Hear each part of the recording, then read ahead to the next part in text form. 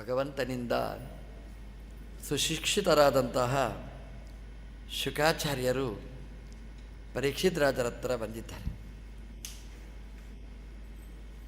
ಎಷ್ಟು ಸುಶಿಕ್ಷಿತರು ಅಂತಂದರೆ ಯಾವುದರ ಮೇಲೂ ಸ್ಪೃಹೆ ಇಲ್ಲದಿದ್ದವರು ಶುಕಾಚಾರ್ಯರು. ಶರೀರದ ಮೇಲೂ ಅಭಿಮಾನ ಇಲ್ಲದೇ ಇದ್ದವರು. ಯಾಕೆ ಅಂದರೆ ಭಗವಂತನ ಅಪರೋಕ್ಷ ಜ್ಞಾನ ಇರುವವರು. ದೇವರ ಜ್ಞಾನ ಪಕ್ವವಾದ್ದು ಬಂದದ್ದರಿಂದ ಯಾವ ಅಪೇಕ್ಷೆನೂ ಇಲ್ಲ. ಹಾಗಾಗಿ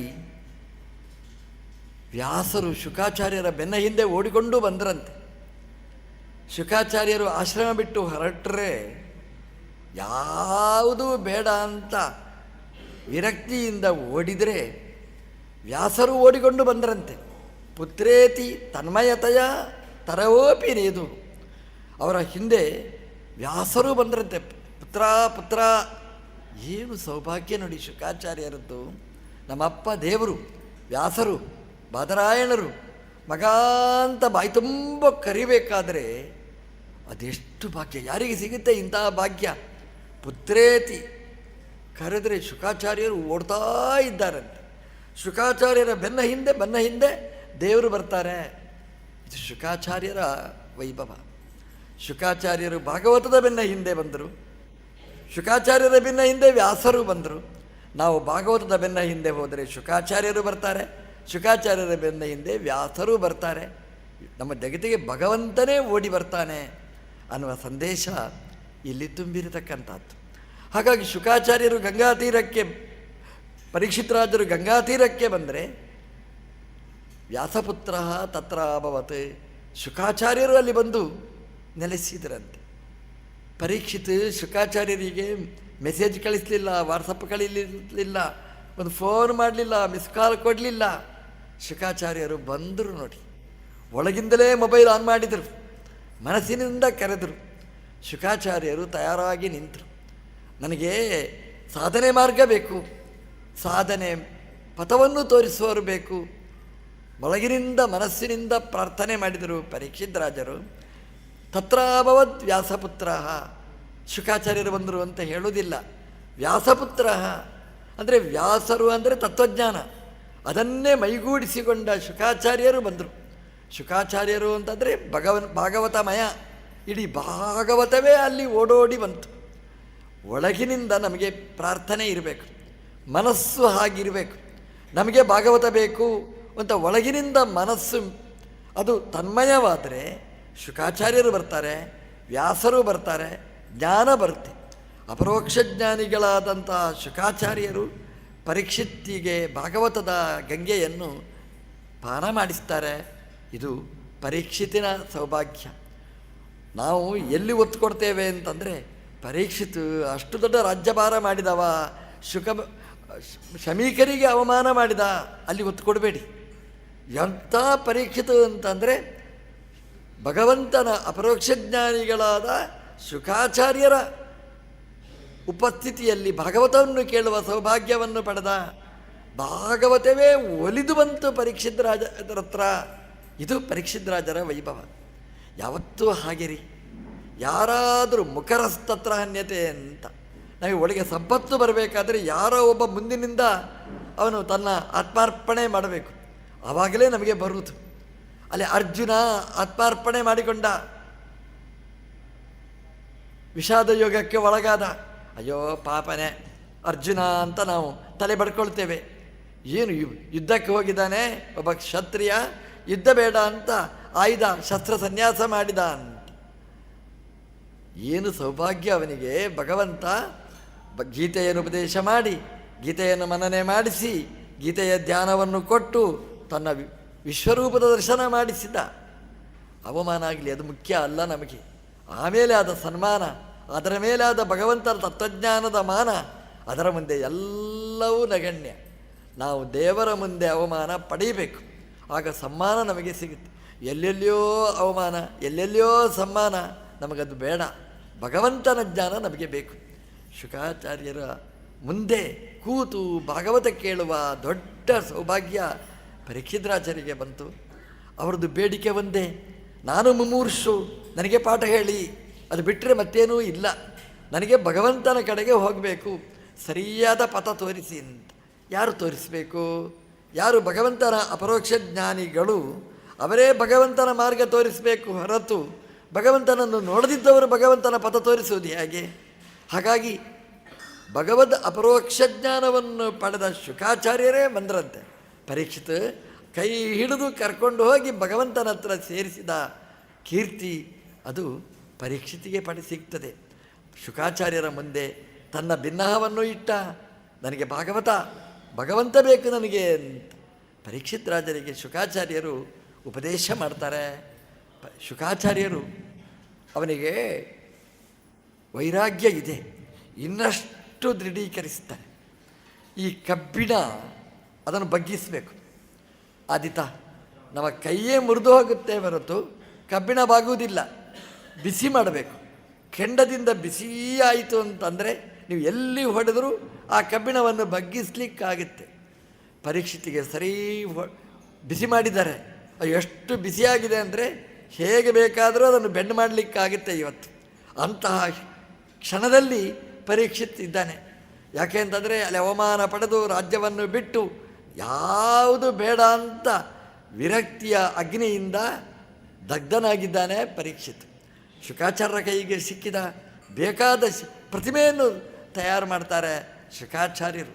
ಇಂತಹ ವೈರಾಗ್ಯವನ್ನು ಕೊಟ್ಟು ಆ ವೈರಾಗ್ಯವನ್ನು ದೃಢಪಡಿಸಿ ತತ್ವಜ್ಞಾನವನ್ನು ಕೊಟ್ಟು ಅವನಿಗೆ ಧ್ಯಾನವನ್ನು ಮಾಡಿಸಿ ಭಗವಂತನ ಹತ್ರ ಕರ್ಕೊಂಡು ಹೋಗುವ ಸುಯೋಗವನ್ನು ಶುಕಾಚಾರ್ಯರು ಕಲ್ಪಿಸ್ತಾರೆ. ಶುಕಾಚಾರ್ಯರು ಹೇಳ್ತಾರೆ, ನಾವು ಪ್ರಾಣಾಯಾಮ ಮಾಡಬೇಕು, ಅಲ್ಲಿಂದ ಕ್ಲಾಸ್ ಮಾಡ್ತಾರೆ. ನಮಗೆ ಸಾಧನೆ ಎಲ್ಲಿಂದ ಪ್ರಾರಂಭ ಅಂದರೆ ಪ್ರಾಣಾಯಾಮದಿಂದ. ಒಳಗಿನ ಮನಸ್ಸು ಶುದ್ಧಿಯಾಗಬೇಕಾದ್ರೆ ಅಲ್ಲಿ ಆ ಪ್ರಾಣಗಳ ಇಂದ್ರಿಯಗಳ ನಿಯಮನೆ ಮೊದಲಾಗಬೇಕಾದ್ದು. ಇಂದ್ರಿಯ ನಿಯಮನೆ ಮಾಡಬೇಕು. ಇಂದ್ರಿಯ ನಿಯಮನೆ ಆಗಬೇಕಾದ್ರೆ ಬೇರೆ ಬೇರೆ ಮಾರ್ಗಗಳು. ಇಂದ್ರಿಯಗಳನ್ನು ಸರಿಯಾದ ದಾರಿಯಲ್ಲಿ ಕರ್ಕೊಂಡೋಗೋದು ಸುಲಭ ಅಲ್ಲ. ಇಂದ್ರಿಯವೇ ನಮ್ಮನ್ನು ಆಳುತ್ತೆ. ಕುದುರೆ ಮೇಲೆ ಕೂತ್ಕೊಳ್ಳಿ, ಗೊತ್ತಾಗುತ್ತೆ ನಿಮಗೆ. ಕುದುರೆ ನಾವು ಹೇಳಿದಾಗ ಕೇಳುವುದಲ್ಲ, ಕುದುರೆ ಹೇಳಿದಾಗೆ ನಾವು ಕೇಳ್ತೇವೆ. ಕುದುರೆ ಹೊತ್ತು ಹಾಕುತ್ತೆ ನಮ್ಮನ್ನು. ಸೊಂಟ ಬಿರಿದಾಗಲೇ ಗೊತ್ತು, ಈ ಪ್ರಯಾಣ ಕಷ್ಟ ಅಂತ. ಅದಕ್ಕಿಂತ ಕಷ್ಟ ಕ್ಲಿಷ್ಟ ಈ ಕುದುರೆಯ ಜೊತೆಗೆ ಸಾಗುವುದು. ಇಂದ್ರಿಯಾಣಿ ಹಯಾನಾಹು, ಇಂದ್ರಿಯ ಕುದುರೆಗಳು. ಆ ಇಂದ್ರಿಯ ಕುದುರೆಗಳನ್ನು ನಿಯಮನೆ ಮಾಡಬೇಕು. ನಿಯಮನೆ ಮಾಡಬೇಕಾಗಿದ್ದರೆ ಅದಕ್ಕೆ ಮಾರ್ಗ ಹೇಳ್ತಾರೆ. ಒಂದು ಪ್ರಾಣಾಯಾಮ, ಪ್ರಾಣಾನಾಮ ಆಯಾಮ. ಆ ಪ್ರಾಣಗಳನ್ನು ನಿಯಮನೆ ಮಾಡಬೇಕು ಅಂತ. ಅದಕ್ಕೇನು ಮಾಡಬೇಕು? ರೇಚಕ, ಪೂರಕ, ಕುಂಭಕ, ಮಂತ್ರಗರ್ಭಿತವಾದ ಪ್ರಾಣಾಯಾಮಗಳನ್ನು ಮಾಡಬೇಕು. ಪ್ರಾಣಾಯಾಮ ಮಾಡಿದ್ದರಿಂದ 2 ಲಾಭಗಳು ನಮಗೆ. ಒಂದು, ದೇಹದಲ್ಲಿ ಲಾಘವ, ದೇಹದಲ್ಲಿ ಲಘುತ್ವ ಬರುತ್ತೆ. ಬೇಡವಾದ ಗಾಳಿಗಳು ಹೊರಗೆ ಹೋಯಿತು ಅಂತಂದರೆ, ಬೇಡವಾದ ಕಸ ಹೊರಗೆ ಹೋಯಿತು ಅಂತಂದರೆ ಒಳಗೆ ದೇಹ ಶುದ್ಧಿ ಆಗುತ್ತೆ, ಒಳ್ಳೆಯ ಆರೋಗ್ಯ, ಒಳ್ಳೆಯ ಲವಲವಿಕೆ ಬರುತ್ತೆ. ಅಷ್ಟೇ ಅಲ್ಲ, ಈ ಪ್ರಾಣಾಯಾಮದಿಂದ ಮನೋಬಲ ಬೆಳೆಯುತ್ತದೆ, ಮನಸ್ಸಿನಲ್ಲಿ ಏಕಾಗ್ರತೆ ಬೆಳೆಯುತ್ತದೆ, ಮನಸ್ಸಲ್ಲಿದ್ದ ಕಸಗಳೆಲ್ಲ ಹಾರಿ ಹೋಗ್ತವೆ. ನಾವು ಮರದಲ್ಲಿ ಅಕ್ಕಿಯನ್ನು ನಾವು ಶುದ್ಧ ಮಾಡಲಿಕ್ಕಾಗುತ್ತೆ, ಅದರ ಕಸ ಎಲ್ಲ ತೆಗೀಲಿಕ್ಕಾಗುತ್ತೆ. ಗಾಳಿಯಿಂದ ಕಸ ದೂರ ಆಗುತ್ತೆ. ಆ ಮನಸ್ಸಿನ ಕಸ ಕಶ್ಮಲಗಳು ದೂರ ಆಗಬೇಕಾದ್ರೆ ಪ್ರಾಣಾಯಾಮ ಎಂಬುದು ಬೇಕು. ಹಾಗಾಗಿ ನೋಡಿ, ಜಪ ಎಲ್ಲೆಲ್ಲಿ ಹೇಳ್ತಾರೆ ಅಲ್ಲೆಲ್ಲ ಪ್ರಾಣಾಯಾಮ ಕಂಪಲ್ಸರಿ. ನಾವು ಎಷ್ಟು ಮಂತ್ರ ಜಪ ಮಾಡ್ತೇವೆ, ಅದಕ್ಕೆ ಜಪಕ್ಕೆ ಪೂರಕವಾಗಿ ಪ್ರಾಣಾಯಾಮ ಎಂಬುದು ಅತ್ಯಗತ್ಯವಾಗಿರತಕ್ಕಂಥದ್ದು. ಅಂತಹ ಪ್ರಾಣಾಯಾಮದ ಬಗ್ಗೆ ಶುಕಾಚಾರ್ಯರು ತುಂಬ ಒತ್ತು ಕೊಟ್ಟು ಹೇಳ್ತಾರೆ. ಯಾಕೆಂತಂದರೆ ನಮ್ಮ ಪ್ರಾಣಾಯಾಮದಿಂದ ಮನಸ್ಸು ಸ್ಥಿರವಾದರೆ, ಇಂದ್ರಿಯಗಳು ಸ್ಥಿರವಾದರೆ, ದೇಹ ಸ್ಥಿರವಾದರೆ ಅದೆಲ್ಲವನ್ನು ನಾವು ಕೇಳಲಿಕ್ಕಾಗುತ್ತೆ. ಒಂದು ವೇಳೆ ಮನಸ್ಸು ಸ್ಥಿರ ಆಗಲಿಲ್ಲ ಅಂತಂದರೆ ನಾವು ಹೇಳಿದ್ದು ಕೇಳಲಿಕ್ಕಾಗುವುದೇ ಇಲ್ಲ. ಅದು ಗೊತ್ತಾಗುತ್ತೆ ನಮಗೆ. ನಾವು ಹೇಳಿದ್ದು ಕೇಳ್ತೀರಿ ಕೇಳುವುದಿಲ್ಲ ಅಂತ ಹೇಗೆ ಗೊತ್ತಾಗುತ್ತೆ ಅಂತಂದರೆ, ದೇಹ ಅಲ್ಲಾಡ್ತಾ ಇದೆ, ದೇಹ ಕಂಪಿಸ್ತಾ ಇರ್ತದೆ, ಕೈ ಅಲ್ಲಾಡ್ತಾ ಇದೆ, ಪಾಪ ಎಲ್ಲಿಯೋ ಶ್ರಮ ಪಡ್ತಾ ಇದ್ದಾರೆ, ಅದು ಅರ್ಥ ಆಗುತ್ತೆ ನಮಗೆ. ಹಾಗಾಗಿ ಆ ಇಂದ್ರಿಯಗಳು ನಮ್ಮ ಹತೋಟಿಯಲ್ಲಿ ಇರಬೇಕು ಅಂತಾದರೆ, ಮನಸ್ಸು ಗಟ್ಟಿಯಾಗಿರಬೇಕು ಅಂತಂದರೆ ಅದಕ್ಕೆ ಪ್ರಾಣಾಯಾಮದ ಬಲ ಅದು ಬೇಕು. ಕೃಷ್ಣ ಭಗವದ್ಗೀತೆಯಲ್ಲಿಯೂ ಹೇಳ್ತಾನೆ, ಸೂತ್ರದಲ್ಲಿಯೂ ಹೇಳ್ತಾರೆ, ಸ್ಥಿರಂ ಸುಖಂ ಆಸನಂ ಮೊದಲು ಬೇಕಾಗಿರತಕ್ಕಂಥದ್ದು ಅದು ಆಸನ ಜಯ, ಇಂದ್ರಿಯ ಜಯ. ಅದು ಆಯಿತು ಅಂತಂದರೆ ಎಲ್ಲ ಜಯಗಳೂ ನಮಗೆ ಮನೋಜಯ ಲಭಿಸಲಿಕ್ಕೆ ಸಾಧ್ಯ ಅಂತ ಪರೀಕ್ಷಿತನ್ನು ಅಲ್ಲಿಂದ ಮೊದಲನೇ ಕ್ಲಾಸ್, ಎಲಿಮೆಂಟ್ರಿ ಕ್ಲಾಸಿನಿಂದ ಶುಕಾಚಾರ್ಯರು ಪಾಠ ಮಾಡ್ತಾರೆ. ಪ್ರಾಣಾಯಾಮದ ಬಗ್ಗೆ ಮಾಹಿತಿಯನ್ನು ನೀಡಿ ಅವನಿಗೆ ಹೇಳ್ತಾರೆ, ಪ್ರಾಣಾಯಾಮ ಮಾಡು, ಮನಸ್ಸನ್ನು ನಿಯಮನೆ ಮಾಡು. ಈ ಎಲ್ಲ ಆಹಾರ ನಿಯಮನೆ ಯಾಕೆ ಅಂತಂದರೆ ಮನಸ್ಸಿನ ನಿಯಮನೆಗೋಸ್ಕರ. ಈ ದೇಹ ಬಾರಾದಾಗ ಮನಸ್ಸೇ ಬಾರಾಗಿ ಬಿಡ್ತದೆ. ಹಾಗಾಗಿ ದೇಹದ ಲಘುತ್ವ, ಅದರಿಂದ ಮನಸ್ಸಿನ ಲಾಘವ, ಅದರಿಂದ ಇಂದ್ರಿಯಗಳೆಲ್ಲ ನಾವು ಹೇಳಿದಾಗೆ ಕೇಳುತ್ತೆ. ಆ ಒಳಗಿನಿಂದ ಮನಸ್ಸೇ ಸ್ಟೇರಿಂಗ್ ಹಿಡಿಯುವಂಥದ್ದು. ಕಣ್ಣಿಗೆ ಅದನ್ನು ನೋಡು ಇದನ್ನು ನೋಡು ಅಂತ ಒಳಗಿಂದ ಮನಸ್ಸಿನ ಕುಚೋದ್ಯ. ಮನಸ್ಸು ಹತೋಟಿಯಲ್ಲಿ ಬಂದರೆ ಇಂದ್ರಿಯಗಳು ನಿಯಮನೆಗೆ ಬರಲಿಕ್ಕೆ ಸಾಧ್ಯ. ಮನೋನಿಯಾಮಕರಾದ ರುದ್ರಾವತಾರರಾದ ಶುಕಾಚಾರ್ಯರು ಪರೀಕ್ಷಿತ್ತಿನ ಮನಸ್ಸಿನ ಬಗ್ಗೆ ಮಾರ್ಗದರ್ಶನವನ್ನು ಮಾಡಿ ಅವನಿಗೆ ಹೇಳ್ತಾರೆ, ನೋಡು ಪರೀಕ್ಷಿತ್, ನಾವು ಭಗವಂತನನ್ನು ಧ್ಯಾನ ಮಾಡಬೇಕು ಅಂತ ಸುಲಭ ಸಾಧ್ಯ ಅಲ್ಲ. ದೇವರು ಸರ್ವತ್ರ ವ್ಯಾಪ್ತನಾದವ. ಆ ವ್ಯಾಪ್ತನಾದ ದೇವರನ್ನು ನಮ್ಮ ಪುಟ್ಟ ಮನಸ್ಸಲ್ಲಿ ಅದು ಹೇಗೆ ನಾವು ಸೆರೆ ಹಿಡಿಯಲಿಕ್ಕೆ ಸಾಧ್ಯ, ಅದನ್ನು ತೋರಿಸಿಕೊಡ್ತಾರೆ ಅವರು. ಅದು ಹೇಗೆ ಅಂತಂದರೆ, ಮೊದಲೇ ನೀನು ಆ ಅಖಂಡವಾದ ರೂಪವನ್ನು ನಿಯಮನೆ ಮಾಡಿ ಒಳಗೆ ಸೆರೆ ಹಿಡಿಯಲಿಕ್ಕೆ ಹೋಗಬೇಡ, ನಿನ್ನಿಂದ ಆಗುವುದಿಲ್ಲ. ತಿರುಪತಿಗೆ ಹೋಗ್ತೀರಿ, ಶ್ರೀನಿವಾಸನ ದರ್ಶನ ಮಾಡ್ತೀರಿ, ನಿಮ್ಮ ಕಣ್ಣಿಗೆ ಯಾವುದು ಕಾಣ್ತದೆ? ಇಡೀ ಶ್ರೀನಿವಾಸನ ರೂಪ ಕಾಣಲಿಕ್ಕೆ ಆಗೋಲ್ಲ. ಕಣ್ಣು ಇಷ್ಟು ಪುಡ್ದು, ದೇವರು ಅಷ್ಟು ದೊಡ್ಡವ, ಅವನನ್ನು ಈ ಚಿಕ್ಕ ಕಣ್ಣಲ್ಲಿ ಸೆರೆ ಹಿಡಿಯುವುದು ಹೇಗೆ? ಅದಕ್ಕೆ ಅಡಿಯಿಂದ ಮುಡಿಯ ತನಕ ನಾವು ನೋಡ್ತೇವೆ. ಒಂದೊಂದೇ ಇಂದ್ರಿಯಗಳನ್ನು ನೋಡ್ತಾ ನೋಡ್ತಾ ನೋಡ್ತಾ ನೋಡ್ತಾ ಕೊನೆಗೆ ಅಖಂಡವಾದ ರೂಪವನ್ನು ನಾವು ಸೆರೆ ಹಿಡಿಯಬೇಕು. ಅದನ್ನು ಹೇಳ್ತಾರೆ, 14 ಲೋಕದಲ್ಲಿ ವ್ಯಾಪ್ತವಾದ ಭಗವಂತನ ರೂಪ. ಅದರಲ್ಲಿ 14 ಲೋಕಗಳಿವೆ. ಒಂದೊಂದು ಲೋಕದಲ್ಲಿ ಭಗವಂತನ ಒಂದೊಂದು ಅವಯವಗಳಿವೆ. ಆವಾವ ಲೋಕದಲ್ಲಿದ್ದ ಭಗವಂತನ ಆ ರೂಪಗಳನ್ನು ಒಂದೊಂದನ್ನೇ ನಾವು, ಇದಕ್ಕೆ ಧಾರಣ ಅಂತ ಹೇಳ್ತಾರೆ. ಖಂಡ ಸ್ಮೃತಿ ಧಾರಣ ಸ್ಯಾತ್. ಅದು ಖಂಡವಾದ ಚಿಂತನೆ ಮಾಡಬೇಕು. ಇಡೀ ರೂಪ ಸಂಗ್ರಹ ಮಾಡಲಿಕ್ಕಾಗುವುದಿಲ್ಲ. ಭಗವಂತನ ಒಂದೊಂದೇ ಅವಯವಗಳನ್ನು ಚಿಂತನೆ ಮಾಡ್ತಾ ಸಮಗ್ರ ರೂಪವನ್ನು ನಮ್ಮ ಮನಸ್ಸಿನಲ್ಲಿ ಸ್ಥಾಪನೆ ಮಾಡಬೇಕು ಅಂತ ಶುಕಾಚಾರ್ಯರು ಪರೀಕ್ಷಿತಿಗೆ ಹೇಳ್ತಾ, ದೇವರು ಸರ್ವತ್ರ ವ್ಯಾಪ್ತನಾದವ, ಎಲ್ಲ ಕಡೆ ತುಂಬಿದ್ದಾನೆ. ಅವನನ್ನು ನಮ್ಮ ಕಣ್ಣಿನಿಂದ ಮನಸ್ಸಿನಲ್ಲಿ ತುಂಬಿಸಿಕೊಳ್ಬೇಕು. ದೇವರ ಕಾಲು ಹೇಗಿದೆ, ಅವನ ಮೊಣಕಾಲು ಹೇಗಿದೆ, ಸೊಂಟ ಕಟಿ ಹೇಗಿದೆ, ನಾಭಿ ಹೇಗಿದೆ, ಹೃದಯ ಹೇಗಿದೆ, ಕಂಠ, ಮೂಗು, ಭಗವಂತನ ಹಣೆ, ಭಗವಂತನ ಕೇಶ, ಅಡಿಯಿಂದ ಮುಡಿಯ ತನಕ ವಿವರಣೆ ಕೊಟ್ಟು ಕೊನೆಗೆ ಅಖಂಡವಾದ ಭಗವಂತನ ರೂಪವನ್ನು ಅವನ ಮನಸ್ಸಿನಲ್ಲಿ ಸ್ಥಾಪನೆ ಮಾಡ್ತಾರೆ. ಈ ಕಣ್ಣು ಚಂಚಲವಾದ್ದು, ಅಚಂಚಲವಾಗಬೇಕು. ಭಗವಂತನ ರೂಪವನ್ನು ನೋಡಲಿಕ್ಕೆ ಅಭ್ಯಾಸ ಮಾಡಬೇಕು ಅಂತ ಹೇಳ್ತಾ, ಶಬ್ದಸ್ಯ ಬ್ರಹ್ಮಣಃ ಏಷ ಪಂಥಾಃ. ಇನ್ನೊಂದು ಏನು ಅಂತಂದರೆ ಕಿವಿ. ಅದೂ ಕೂಡ ಸಾಧನಕ್ಕೆ ಮಾರಕ ಆಗಬಹುದು ಅಥವಾ ಸಾಧನೆಗೆ ಪೂರಕ ಆಗಬಹುದು. ನಾವು ಕಣ್ಣಿಂದ ನೋಡ್ತಾ ಇದ್ದೇವೆ, ಕಿವಿಯಿಂದ ಕೆಟ್ಟ ಶಬ್ದ ಹಲೋ ಹಲೋ ಅಂತ ಹೇಳ್ತಾ ಇದ್ದರೆ ಒಳಗೆ ಏನು ತುಂಬುವುದಿಲ್ಲ ಅದು. ಹಾಗಾಗಿ ಕಿವಿಯೂ ಮುಖ್ಯ, ಕಣ್ಣೆಷ್ಟು ಮುಖ್ಯ ಕಿವಿಯೂ ಅದಕ್ಕಿಂತ ಮುಖ್ಯ. ಶಬ್ದಸ್ಯ ಬ್ರಹ್ಮಣಃ ಏಷ ಪಂಥಾಃ ಅಂತ. ಅದು ದೇವರನ್ನು, ಎಲ್ಲ ಕಡೆ ತುಂಬಿದ ದೇವರನ್ನು ತಿಳ್ಕೊಳ್ಬೇಕಾದ್ರೆ ಎಲ್ಲ ಶಬ್ದಗಳನ್ನೂ ಮೊದಲು ಸೆರೆ ಹಿಡಿಬೇಕು. ನಮ್ಮ ಕಿವಿಗೆ ಯಾವ್ಯಾವ ಶಬ್ದಗಳು ಬರಬಹುದು ಅದೆಲ್ಲ ಶಬ್ದಗಳನ್ನು ಮೊದಲು ನಿಯಮನೆ ಮಾಡಬೇಕಂತೆ. ಅಂದರೆ ಅದರ ಶಬ್ದವನ್ನು ನಿಯಮನೆ ಮಾಡುವುದಂದರೆ ಏನು? ಒಂದು ಶಬ್ದ ನಮಗೆ ಸಿಕ್ಕಿದರೆ ಈ ಶಬ್ದ ಇದು ಯಾರನ್ನು ಹೇಳುತ್ತೆ, ಭಗವಂತನನ್ನು ಹೇಗೆ ಹೇಳುತ್ತೆ, ಆ ಅನುಸಂಧಾನ ಮಾಡಬೇಕಂತೆ. ಎಲ್ಲ ಶಬ್ದಗಳು ಕೂಡ ಅದು ಭಗವತ್ ಪ್ರತಿಪಾದಕ, ಹೀಗೆ ನಾವು ಅನುಸಂಧಾನ ಮಾಡಬೇಕು. ಪ್ರತಿಯೊಂದು ಶಬ್ದನೂ ದೇವರನ್ನು ಹೇಳುತ್ತೆ. ದೇವರನ್ನು ಹೇಳದೇ ಇದ್ದ ಶಬ್ದನೇ ಇಲ್ಲ. ಶುಕಾಚಾರ್ಯರು ಹೇಳ್ತಾರೆ, ಪರೀಕ್ಷಿತ ಮೊದಲು ಇದನ್ನು ಅಭ್ಯಾಸ ಮಾಡು. ಕಿವಿಗೆ ಶಬ್ದ ಬಿತ್ತ ಕೂಡಲೇ ನಮ್ಮ ಮನಸ್ಸು ಅಲ್ಲಿ ಹೋಗುತ್ತೆ. ಹೋಗಬಾರ್ದು ಅಂತಾದರೆ ಶಬ್ದ ಅದು ಭಗವತ್ ಪ್ರತಿಪಾದಕ ಅಂತ ಅನುಸಂಧಾನ ಮಾಡು. ಆವಾಗ ಯಾವ ಶಬ್ದ ಕೇಳಿದರೂ ನಿನ್ನ ಕಣ್ಣಿಗೆ ಅದು ಪೂರಕ ಆಗುತ್ತೆ. ದೇವರ ರೂಪ ನೋಡ್ತಾ ಇರ್ತೇವೆ, ಯಾವ ಶಬ್ದ ಕೇಳಿದರೂ ಅದು ಭಗವಂತನ ಗುಣವನ್ನು ನಮಗೆ ತಿಳಿಸಿಕೊಡ್ತದೆ. ಭಗವಂತನ ಗುಣಾನುಸಂಧಾನಕ್ಕೆ ಅದು ಪೂರಕ. ಅಂದರೆ ಭಗವಂತನ ಆ ವಿಶ್ವರೂಪ ದರ್ಶನಕ್ಕೆ ಈ ಶಬ್ದಗಳ ವಿಶ್ವ ಸಮನ್ವಯ ಅದು ಪೂರಕ ಆಗುತ್ತೆ ಅಂತ ವ್ಯಾಸರು ಬ್ರಹ್ಮಸೂತ್ರದಲ್ಲಿ ಇದನ್ನು ಪ್ರಥಮಾಧ್ಯಾಯದಲ್ಲಿ ಮಾಡಿ ತೋರಿಸಿದ್ದನ್ನು ಶ್ರೀಮದ್ ಆಚಾರ್ಯರು ಅನುವ್ಯಾಖ್ಯಾನಾದಿ ಗ್ರಂಥಗಳಲ್ಲಿ ವಿವರಣೆ ಮಾಡಿ ತೋರಿಸ್ತಾರೆ. ಶಬ್ದಗಳು ಭಗವಂತನನ್ನು ಹೇಗೆ ಪ್ರತಿಪಾದನೆ ಮಾಡ್ತದೆ ಅಂತ. ಒಳ್ಳೆಯ ಶಬ್ದಗಳಷ್ಟೇ ಭಗವಂತನನ್ನು ಪ್ರತಿಪಾದನೆ ಮಾಡುವುದಲ್ಲ. ನಾವು ಬೈಯುವ ಶಬ್ದಗಳಿವೆ, ಹೊಲಸು ಶಬ್ದಗಳಿವೆ, ಅದೆಲ್ಲ ಭಗವಂತನಲ್ಲಿ ಸಮನ್ವಯ ಮಾಡಿ ತೋರಿಸಿದ್ದಾರೆ. ದೇವರಿಗೆ ಹೊಲಸಾದ ಜಾಗ ಅಂತಿಲ್ಲ, ದೇವರಿಗೆ ಹೊಲಸಾದ ಶಬ್ದ ಅಂತಿಲ್ಲ. ದೇವರು ಸರ್ವತ್ರ ವ್ಯಾಪ್ತ ಅಲ್ವಾ, ಆದರೆ ಗಲೇಜಿನ ಜಾಗದಲ್ಲಿ ಇರುವುದಿಲ್ವ? ನಮಗದಷ್ಟೇ ಗಲೇಜು. ದೇವರು ಅದನ್ನು ಶುದ್ಧ ಮಾಡುವ ಶಕ್ತಿ ಉಳ್ಳವ ಭಗವಂತ. ಕಷ್ಮಲವನ್ನು ಶುದ್ಧ ಮಾಡುವುದೇ ಭಗವಂತನ ಸಾಮರ್ಥ್ಯ. ಅದೇ ಶಬ್ದ ಅದು ಕೆಟ್ಟದಿರ್ತದೆ. ಎಷ್ಟು ಒಳ್ಳೆಯದಾಗಿ ಭಗವಂತ ಅದನ್ನು ಗ್ರಹಿಸ್ತಾನೆ. ದುಃಖ ಅಂತ ಶಬ್ದ ಇದೆ, ದುಃಖಿ ಅಂತ ಶಬ್ದ ಇದೆ, ಅದನ್ನು ಭಗವಂತ ತಂದು ಅಂತ ಹೇಳ್ತಾನೆ ಅಂತ. ಯಾರಾದರೂ ನಿಮಗೆ ದುಃಖಿ ರೋಗಿ ಅಂತ ಹೇಳಿದ್ರೆ ನನಗೇನ್ರಿ ರೋಗ, ನಿಮಗೇನೇ ರೋಗ ಅಂತ ನಾವು ಹೇಳ್ತೇವೆ. ರೋಗ ಇದೆ, ಒಪ್ಪಿಕೊಳ್ಳಿ ತಯಾರಿಲ್ಲ ನಾವು.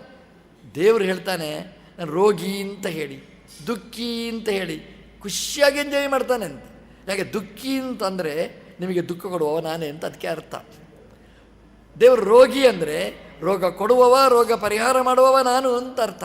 ದುಃಖಿ ಅಂದರೆ ದುಃಖ ಕೊಡುವವ, ದುಃಖವನ್ನು ದೂರ ಮಾಡುವವ. ದುಃಖಂ ನಿಯಚ್ಛತೆ ಇತಿ ದುಃಖಿ, ದುಃಖ ನಿಯಮನೆ ಮಾಡುವ ದುಃಖ ಸ್ವಾಮಿ ಅಂತ ಅರ್ಥ. ಹಾಗಾಗಿ ಹೊಲಸು ಶಬ್ದಗಳು ಏನಿವೆ, ನಮಗೆ ಎಲರ್ಜಿ ಶಬ್ದಗಳು ಏನಿದೆ, ಅದೆಲ್ಲ ಭಗವಂತ ಗ್ರಹಿಸ್ತಾನೆ ಅಂತ. ನನಗೆ ಬೇಕಾದ ಶಬ್ದ ಅಂತ ಭಗವಂತ ಅದನ್ನು ಸ್ವೀಕಾರ ಮಾಡ್ತಾನೆ ಅಂತ. ಹಾಗಾಗಿ ಶಬ್ದಸ್ಯ ಬ್ರಹ್ಮಣಃ ಯೇಷವಂತಹ, ಯಾವ ಶಬ್ದವನ್ನು ನೀವು ಸ್ವೀಕಾರ ಮಾಡಿ ದೇವರನ್ನು ಹೇಳದೇ ಇದ್ದ ಶಬ್ದ ಇಲ್ಲ. ನಾವು ಹೇಳ್ತೇವೆ ನೋಡಿ, ಆಕಾಶಾತ್ ಪತಿತಂ ತೋಯಂ ಯಥಾ ಗಚ್ಚತಿ ಸಾಗರಂ.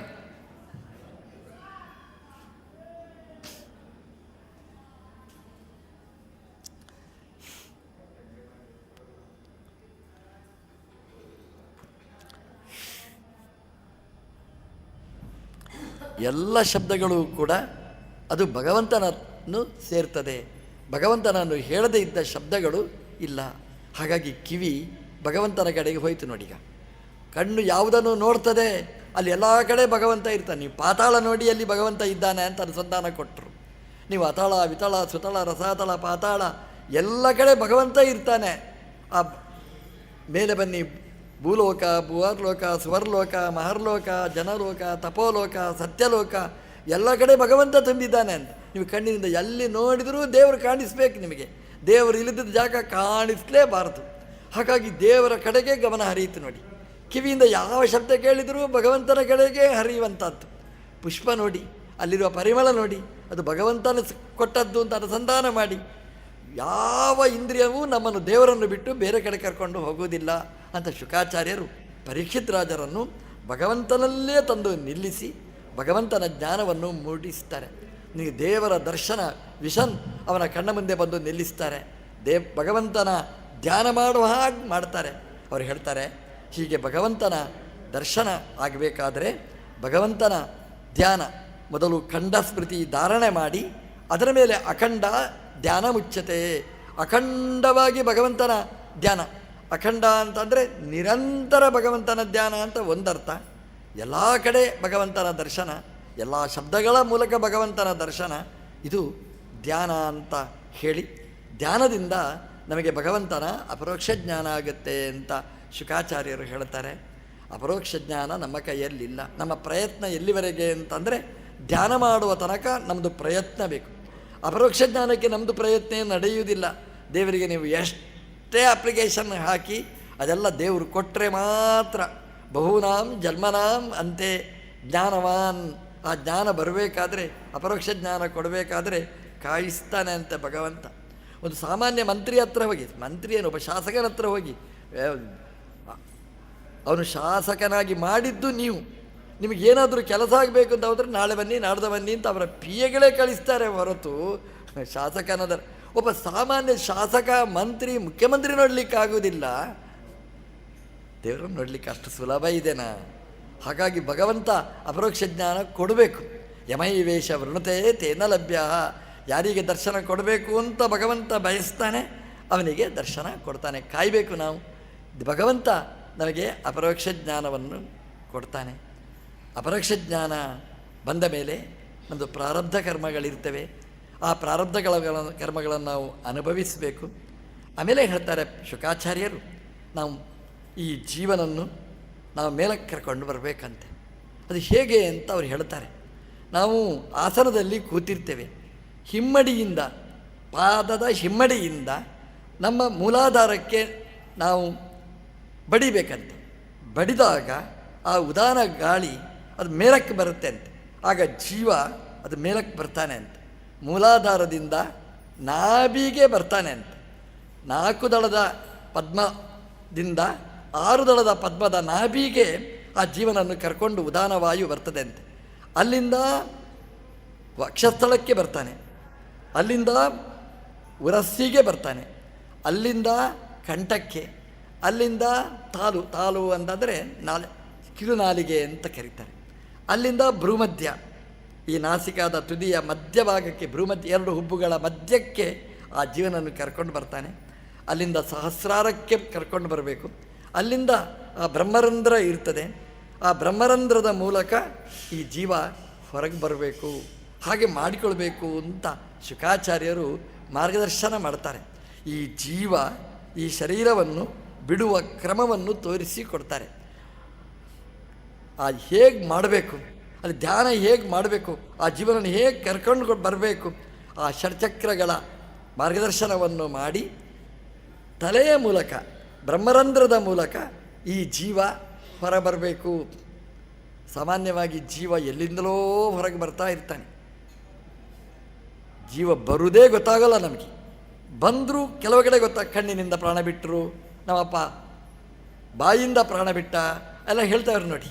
ಹಾಗೆ ಆ ನೆತ್ತಿಯ ಮಧ್ಯದಿಂದ ಸಹಸ್ರಾರದಿಂದ ಹೊರಗೆ ಬಂದರೆ ಅರ್ಚಿರಾದಿ ಮಾರ್ಗದ ಮೂಲಕ ಮೇಲಕ್ಕೆ ಪ್ರಯಾಣ ಮಾಡಿ ಅದು ವಾಯುದೇವರು ಬ್ರಹ್ಮದೇವರ ಹತ್ರ ಭಗವಂತನ ಹತ್ರ ಕರ್ಕೊಂಡು ಬರ್ತಾರೆ. ಅಲ್ಲಿ ಪ್ರತೀಕಾಲಂಬರು ಅಪ್ರತೀಕಾಲಂಬನರು ಅಂತ 2 ವಿಭಾಗ ಮಾಡಿ, ಪ್ರತೀಕಾಲಂಬನರು ಅಂತಂದರೆ ಪ್ರತೀಕದಲ್ಲಿಯೇ ದೇವರನ್ನು ಕಾಣುವವರು. ಅಂದರೆ ಪ್ರತೀಕ ಇಲ್ಲಿದ್ದರೆ ದೇವರು ಕಾಣೋದಿಲ್ಲ. ದೇವಸ್ಥಾನಕ್ಕೆ ಹೋಗ್ತೇವೆ ನೋಡಿ, ದೇವಸ್ಥಾನಕ್ಕೆ ಹೋದರೆ ಕೈ ಮುಗಿಯುತ್ತೇವೆ. ಎಲ್ಲಿ ಕೈ ಮುಗಿಯುತ್ತೇವೆ? ದ್ವಾರ ಇದೆ, ಅಲ್ಲಿ ಕೈ ಮುಗಿಯುತ್ತೇವೆ, ದೇವರು ಕಾಣಿಸ್ತಾರೆ. ಒಂದು ಸುತ್ತು ಬರ್ತೇವೆ. ನೀವು ಹೇಗಿದ್ದೀರಿ, ಎಲ್ಲಿಂದ ಬಂದಿರಿ, ಯಾವಾಗ ಬಂದಿರಿ, ಎಷ್ಟು ದಿವಸ ಇರ್ತೀರಿ? ನಾವು ದೇವಸ್ಥಾನಕ್ಕೆ ಒಂದು ಯೋಗಕ್ಷೇಮ ವಿಚಾರ ಮಾಡಲಿಕ್ಕೆ ಹೋಗ್ತೇವೆ. ದೇವರು ಹೇಳಿದ ದೇವಸ್ಥಾನಕ್ಕೆ ಬಂದದ್ದು ಅವನ ಸುದ್ದಿ ಮಾತಾಡಲಿಕ್ಕೆ. ಮತ್ತೆ ಒಂದು ಸುತ್ತಾಗಿ ಎದುರು ಬಂದಾಗ ದೇವರೇ ಕೈ ಮುಗಿಯುತ್ತೇವೆ. ನಮಗೆ ದೇವರು ಎಲ್ಲಿ ಕಾಣ್ತಾನೆ ಅಂದರೆ ಆ ಬಾಗಿಲಿನ ಹತ್ತಿರ ಪ್ರತೀಕದಲ್ಲಿ ಮಾತ್ರ ಕಾಣೋದು. ಪ್ರತೀಕ ಬಿಟ್ಟರೆ ಮತ್ತೆ ನಮ್ಮದೇ ಪ್ರಪಂಚ. ಇದು ಪ್ರತೀಕಾಲಂಬದರು. ಒಂದು ಬಿಂಬ ಇದ್ದರೆ, ಒಂದು ವಿಗ್ರಹ ಇದ್ದರೆ ದೇವರು ಕಾಣ್ತಾನೆ, ವಿಗ್ರಹ ಇಲ್ಲದ ದೇವರು ಕಾಣುವುದಿಲ್ಲ. ನಾವು ಏನಾದರೂ ಅನ್ಯಾಯ ಮಾಡಬೇಕಾದ್ರೆ ದೇವರ ಕೋಣೆ ಬಿಟ್ಟು ಬೇರೆ ಕೋಣೆಗಳಿಗೆ ಹೋಗ್ತೇವೆ ನಾವು. ಯಾಕೆಂದರೆ ನಾವು ಪ್ರತೀಕಾಲಂಬನರು. ದೇವರಿದ್ದರೆ ಅಲ್ಲಿ ಮಾತ್ರ ದೇವರನ್ನು ಕಾಣುವವರು. ಇನ್ನು ಅಪ್ರತೀಕಾಲಂಬನರಿರ್ತಾರೆ. ದೇವತೆಗಳೆಲ್ಲ ಅಪ್ರತೀಕಾಲಂಬನರು. ಒಂದು ವಿಗ್ರಹದಲ್ಲಿ ಮಾತ್ರ ದೇವರನ್ನು ಕಾಣುವವರಲ್ಲ.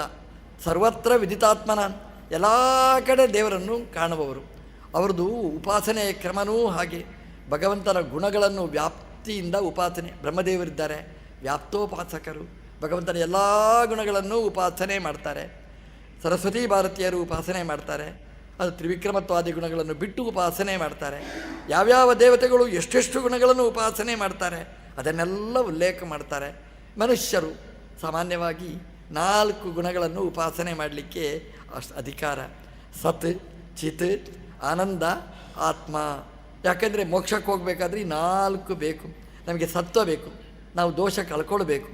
ನಮಗೆ ಚಿತ್ತು ಬೇಕು, ನಮಗೆ ಆನಂದ ಬೇಕು. ಹಾಗಾಗಿ ಭಗವಂತನನ್ನು ಸ್ವಾಮಿ ಅಂತ ಉಪಾಸನೆ ಮಾಡಬೇಕು.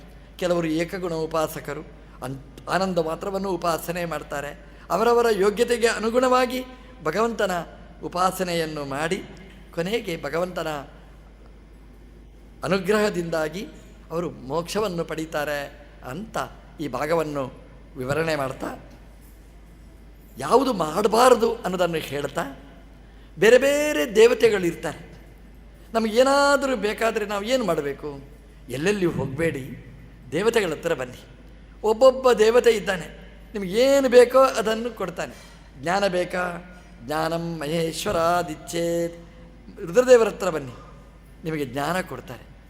ದಾಂಪತ್ಯಂ, ಪಾರ್ವತೀದೇವಿ ಹತ್ರ ಕೇಳಿ, ಅವರು ದಾಂಪತ್ಯವನ್ನು ಸಮಸ್ಯೆ ಇದ್ದರೆ ಪರಿಹಾರ ಮಾಡ್ತಾರೆ. ಏನೇನು ಒಬ್ಬೊಬ್ಬ ದೇವತೆಯ ಹತ್ರ ಹೋದರೆ ಒಂದೊಂದು ನಮಗೆ ಅನುಗ್ರಹ ಮಾಡ್ತಾರೆ. ಎಲ್ಲೆಲ್ಲಿಯೂ ನಾವು ಬೇಡಬೇಕಾಗಿಲ್ಲ ಅಂತ ಕೊನೆಗೆ ಹೇಳ್ತಾರೆ. ಅಕಾಮ ಸರ್ವಕಾಮವ, ಯಾವ ಕಾಮ ಇಲ್ಲ, ಎಲ್ಲ ಕಾಮಗಳಿವೆ. ನಮ್ಮ ದೇವರ ಹತ್ರ ಬನ್ನಿ, ಏನು ಬೇಕಾದರೂ ಕೊಡ್ತಾನೆ. ಇಂಥದ್ದು ಅಂತಲ್ಲ, ನೀವು ಆಸೆ ಇಟ್ಕೊಂಡು ಹೋದರೆ ಆಸೆ ಈಡೇರಿಸ್ತಾನೆ, ಆಸೆ ಇಲ್ಲದೆ ಬಂದರೆ ಮೋಕ್ಷವನ್ನೇ ಕರುಣಿಸ್ತಾನೆ. ಇದು ನಮ್ಮ ದೇವರ ವೈಭವ. ಅಂತಹ ದೇವರು ನಮಗೆ ಮೋಕ್ಷವನ್ನು ನಮಗೆ ಕರುಣಿಸ್ತಾನೆ.